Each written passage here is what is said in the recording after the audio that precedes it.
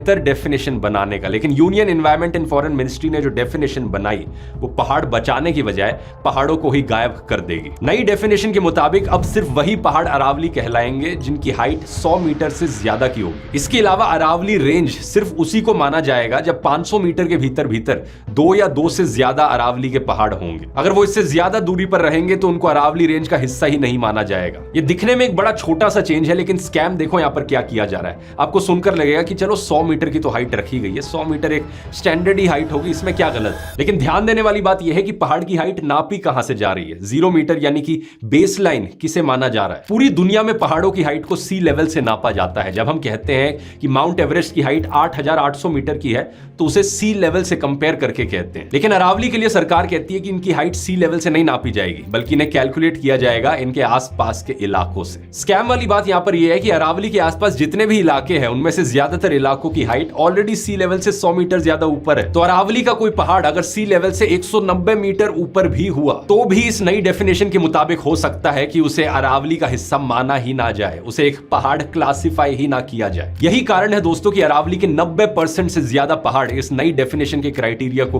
पूरा ही नहीं करते और इसलिए उन्हें अरावली कहा ही नहीं जाएगा। फॉरेस्ट सर्वे ऑफ इंडिया के मुताबिक राजस्थान में अरावली के 12,081 पहाड़ों में से सिर्फ 1048 पहाड़ ही 100 मीटर से ऊंचे हैं, यानी कि सिर्फ 8.7% पहाड़। बाकी 90% से ज्यादा पहाड़ अब ऑफिशियली पहाड़ हैं ही नहीं। कमाल की बात यह है कि जब 20 नवंबर 2025 को सरकार ने यह डेफिनेशन सुप्रीम कोर्ट को दी तो सुप्रीम कोर्ट ने इस नई डेफिनेशन को एक्सेप्ट भी कर लिया और एनवायरमेंट मिनिस्ट्री से एक सस्टेनेबल माइनिंग के लिए प्लान तैयार करने को कहा। लेकिन अच्छी खबर यह है कि लोग बेवकूफ नहीं बने। राजस्थान से लेकर दिल्ली तक कुछ ऐसा होने लगा जो पिछले कई सालों में नहीं हुआ। अरावली को बचाने के लिए हजारों लोग सड़कों पर उतर गए। गुड़गांव में लोगों ने हरियाणा के मिनिस्टर्स के घर के सामने जाकर प्रोटेस्ट किया। उदयपुर में लॉयर्स ने कोर्ट से कलेक्ट्रेट तक प्रोटेस्ट मार्च की। जयपुर में मार्च करते हुए अंबेडकर सर्कल पर हजारों लोग जमा हो गए। जोधपुर में भी प्रोटेस्ट हुआ। सभी प्रोटेस्टर्स ने साथ में मिलकर एक ही चीज कही, no Aravalli no life. Aravalli को डिस्ट्रॉय मत करो, हमें सांस लेने दो।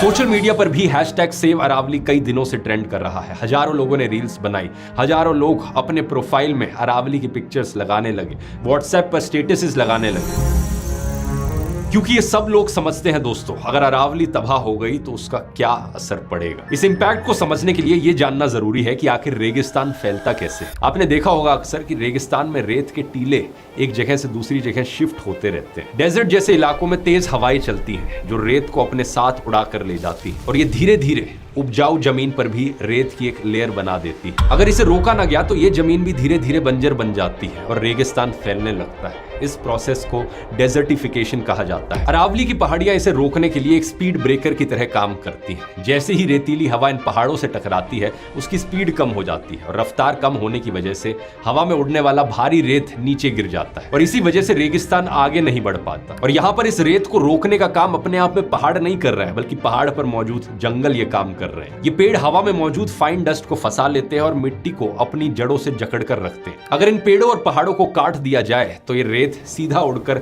हरियाणा, दिल्ली और उत्तर प्रदेश के फर्टाइल लैंड्स में जाकर गिरेगा और धीरे धीरे ये वहां की जमीन को भी बंजर बना देगा। क्लाइमेट साइंटिस्ट ने कई बार वार्निंग दी है कि अगर अरावली को डिस्ट्रॉय किया जाए तो कुछ ही दशकों में दिल्ली का क्लाइमेट सेमी डेजर्ट क्लाइमेट बन जाएगा। और ये कोई इमेजिनरी चीज नहीं है, क्योंकि कुछ हद तक ऑलरेडी ऐसा हो रहा है। इसका सबूत मैं आपको आगे वीडियो में दिखाता हूं, लेकिन इससे पहले जानते हैं कि अरावली को ऐसे डिस्ट्रॉय करना आखिर कौन चाहेगा, क्या फायदा मिलता है उन लोगों को। और इसका सीधा सीधा जवाब है दोस्तों, पैसा पैसा और पैसा। पैसा ही पैसा होगा। Real estate